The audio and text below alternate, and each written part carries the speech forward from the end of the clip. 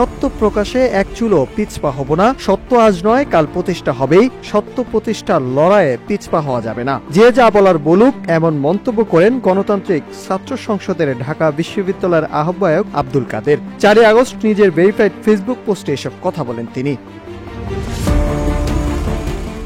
আব্দুল কাদের বলেন, আমি যখন সত্য প্রকাশ করলাম, ব্যক্তি গোষ্ঠীর অপকর্ম অপরাজনীতি তুলে ধরলাম, তখন আমার যুক্তিকে খণ্ডন না করে ওরা প্রচার করতে লাগলো আমি ছাত্রলীগের এজেন্ডা বাস্তবায়ন করি, আমি নাকি ছাত্রলীগ, আমি নাকি ডাকসুর জন্য এমন করি। সত্যকে মোকাবেলা করার সৎ সাহস যাদের নাই, তারাই অপ্রাসঙ্গিক বিষয় টেনে নিয়ে এসে গায়েল করার পায়তারায় লিপ্ত থাকে।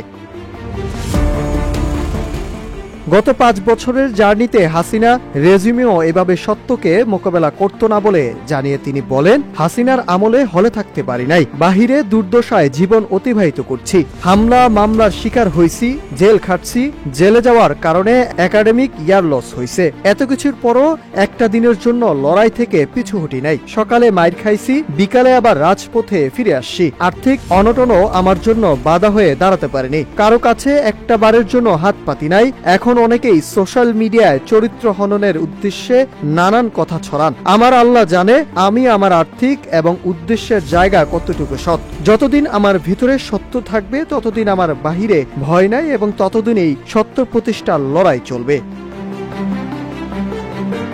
এর আগে 2 আগস্ট দিবাগত রাতে ছাত্র শিবিরের বিরুদ্ধে একটি পোস্ট করেন তিনি। ওই পোস্টে তিনি দাবি করেন, শিবিরের অনেক নেতা কর্মী ছাত্রলীগ করতেন, তারা আইডেন্টি ক্রাইসিস থেকে উত্তরানোর জন্য কিছু ক্ষেত্রে অতি উৎসাহী কর্মকাণ্ডে জড়াতেন। তার দাবি, ছাত্রলীগ যে নিপীড়ন নির্যাতন চালাতো, শিবির সেগুলোর অংশীদার হতো।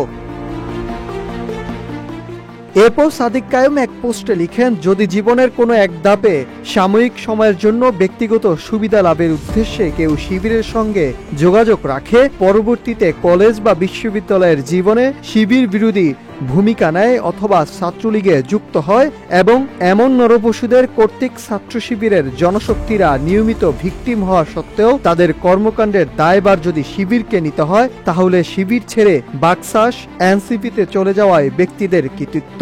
দুর্নীতি সহ অন্যান্য নেতিবাচক ও ইতিবাচক কর্মকাণ্ডের দায়ভারও তো শিবিরকে নিতে হবে। সেটা কি যৌক্তিক হবে? Nahid Hasan, news desk, Ittefaq.